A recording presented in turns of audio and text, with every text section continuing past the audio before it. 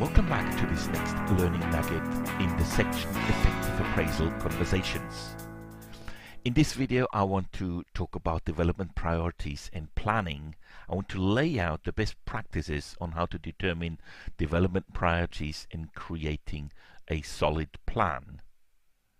So, now let's go into talk first about the phasing of the conversation. I haven't covered that before. My recommendation is that you actually do a two-step conversation process. In the first conversation, you focus on reviewing the year and giving feedback and really closing the evaluation, the performance assessment. And take a time, that's my best practice. And then in the second conversation, you focus about development opportunities, development activities, and planning. In my leadership experience, that worked extremely well because then people had a time to think for themselves what they want to do, what they want to focus, digest everything, and come back with some ideas. And especially if you have a very tough conversation on the performance assessment, things calm down, people come back with more rational view on things and are less agitated. So that's for whichever way you come out of the first phase of the conversation. It helps, in my experience, to split it in two. So, how do you go about development priorities and plan? Now, the key thing is really that you discuss the relevant areas for development and activities and goals for the next months. Some key points here for one is you want to ensure the relevance and the motivation. A conversation about that, how they're motivated, what motivates them about that, what do they need to be motivated, and do they actually see the relevance. The one thing I also recommend is avoid unspecific or abstract goals. Your direct reports need to be clear what it really means. What specific things do I have, and what concrete goals do I have?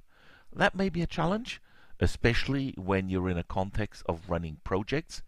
You need to go, I think, slightly different about that. You probably need to do it project by project, as some of the consulting firms are doing this now rather than having annual appraisals. But be very clear that it's specific and it's not abstract when you set the goals or discuss the goals.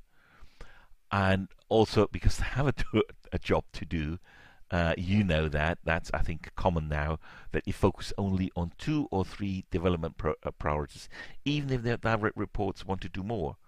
2 or 3, I think it's sufficient. If they're large enough and challenging enough, that's the thing to do. Discuss possible steps to be taken in these development priorities in these areas. For example, what courses could they attend? What projects should they engage in the organization, etc.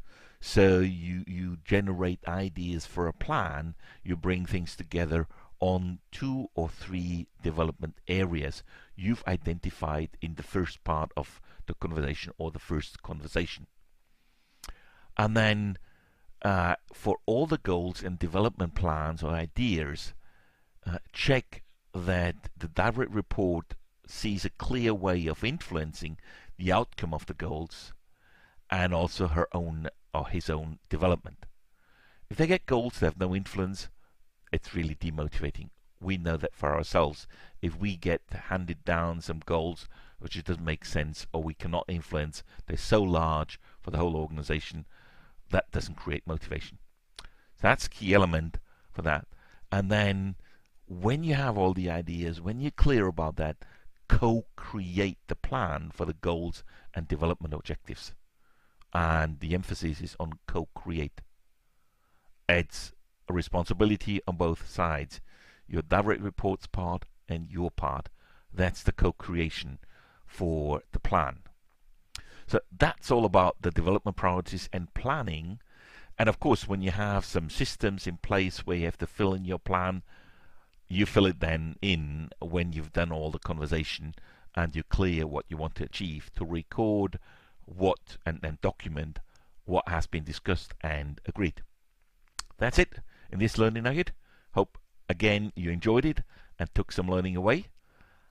Thank you very much for listening, and until then, bye bye.